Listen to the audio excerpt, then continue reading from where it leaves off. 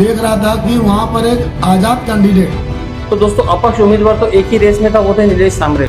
कहीं ना कहीं हलीम तो पत्ता है, जड़ कहीं और है। और ये खेल कि मैंने किसी पार्टी का या किसी भी जो कैंडिडेट खड़े हैं, मैं किसी का भी 1 रुपया लिया नहीं। हाँ, मैं अगर यहाँ रह के अगर ये गद्दारी करता हूँ तो मैं गद्दार कहलाता हूँ। ये शहर के ओरिजिनल गद्दार हैं। वो आने के बाद में वहाँ पर जो है ना सबकी वीडियो बनाने लगे। 2019 में भी खेला गया, महापौर के इलेक्शन में भी खेला गया और 2024 में भी खेलने की कोशिश की, लेकिन जनता ने कहीं खेलने का मौका नहीं दिया। और ना ही मैंने किसी का काम, मैं बालिया मामा का ही काम किया।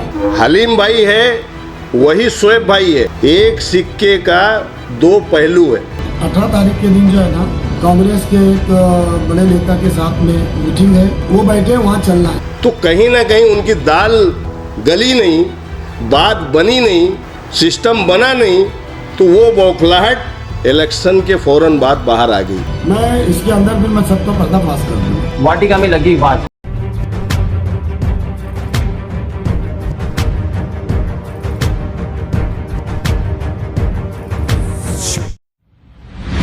अगर आप भिवंडी में इंपोर्टेड प्रोडक्ट्स खरीदना चाहते हैं तो उसका एकमात्र ठिकाना है हैप्पी शॉप, जहां आपको imported chocolates, snacks, confectioneries, imported drinks, साथ ही प्रीमियम ड्राई फ्रूट्स की रेंज डिस्काउंटेड रेट्स पर मिलेंगे।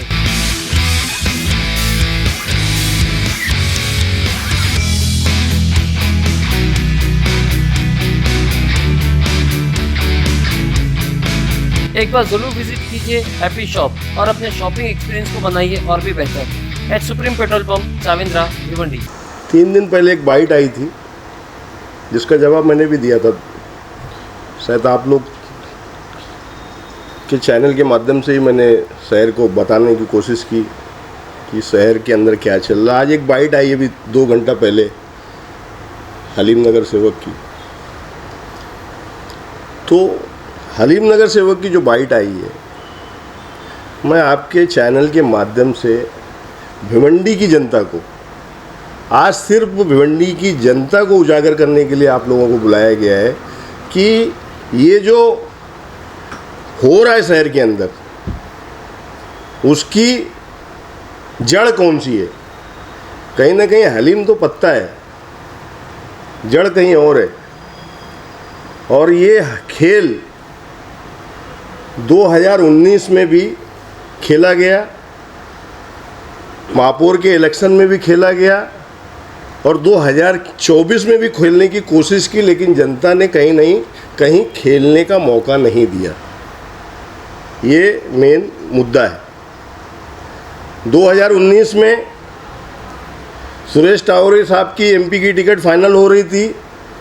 बीच में यही 35 लोग और भिवंडी शहर का कांग्रेस का शहर अध्यक्ष उस टाइम पीछे से 35 नगर सेवक को यहाँ से दिल्ली तक दौड़ाता है मामा के साथ में, और खुद जो है सुरेश टावरे साहब के साथ में रहता है।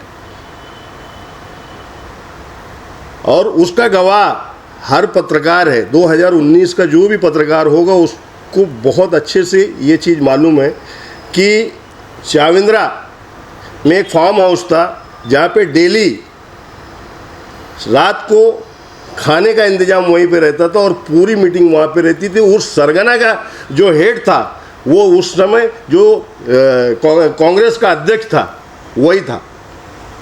तो कहने का मतलब ये है कि जो हलीम भाई है वही शोएब भाई है, एक सिक्के का 2 पहलू है।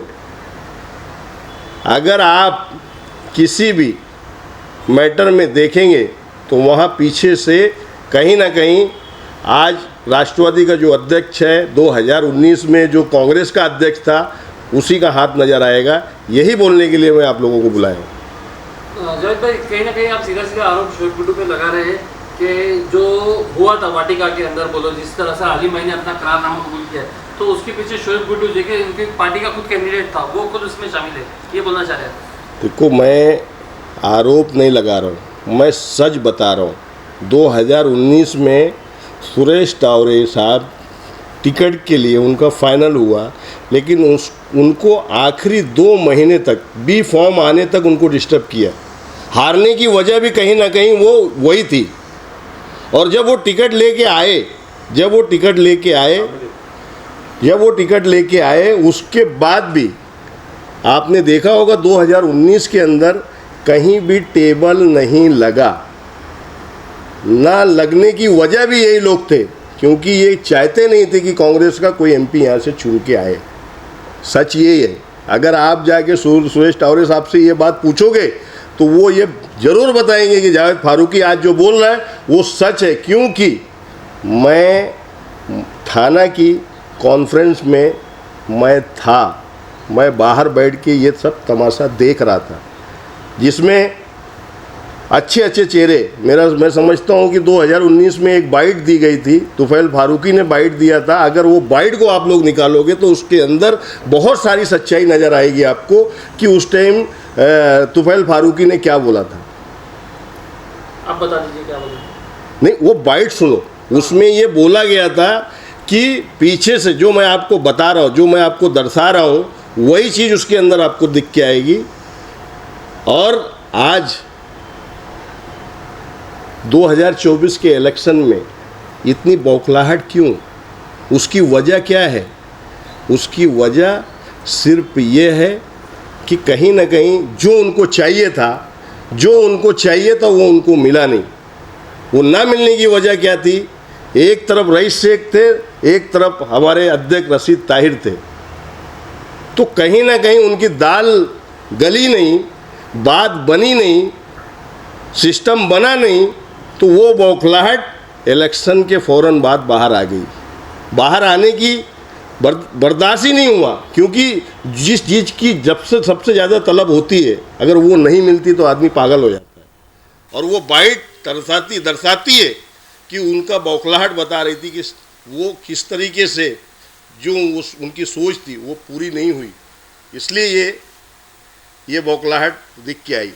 जय भाई, अभी आपने कहा कि 2019 में कुछ लोग गए थे मामा के समर्थन में, दिल्ली तक गए थे उनको कांग्रेस का टिकट दिलाने के लिए। बिल्कुल। और वही लोगों ने जो है मेयर के इलेक्शन में भी जो है धांधली करी थी। अभी आपने कहा ना कि मेयर के इलेक्शन में बिल्कुल की है। तो जो मेयर के इलेक्शन में जिन लोगों ने इस तरह की जो बगावत की थी कांग्रेस पार्टी से, तो उनको तो एनसीपी में ले जाने वाले आप ही थे। नहीं, मैं आपको एकदम स्पष्ट कर दूं, मैं जहां रहता हूं बड़ी जिम्मेदारी के साथ रहता हूं। मैं राष्ट्रवादी में था तो मैं पूरी जिम्मेदारी के साथ राष्ट्रवादी के साथ चला। आज मैं कांग्रेस में हूं तो मैं पूरी जिम्मेदारी के साथ मैं कांग्रेस के साथ हूं। अगर कोई बंदा किसी पार्टी से छोड़ता है तो दूसरी पार्टी बुलाती है, कोई नई बात नहीं है। अगर मैंने बुलाया तो कुछ गलत नहीं किया है। हाँ, मैं अगर यहाँ रह के अगर ये गद्दारी करता हूँ तो मैं गद्दार कहलाता हूँ। ये शहर के ओरिजिनल गद्दार हैं।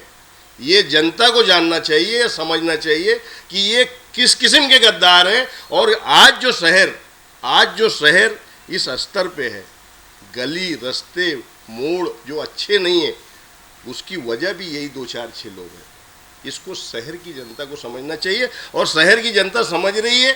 अभी उनके बाइट के ऊपर जो कमेंट्स आए हैं और जिस तरीके से कमेंट्स को लॉक करने की कोशिश की गई है, मैं समझता हूँ कि शहर की जनता क्या बोल रही है वो व्यूज से दिख के आता है। लेकिन सर, जिस तरह से आप प्रेस कॉन्फ्रेंस यहाँ पर रखे, खासकर हलीम भाई का जो वीडियो देखने के बाद ही सारा मामला सामने आ रहा है आपका भी, तो क्या उद्देश्य क्या है इसके पीछे, मतलब बात क्या है?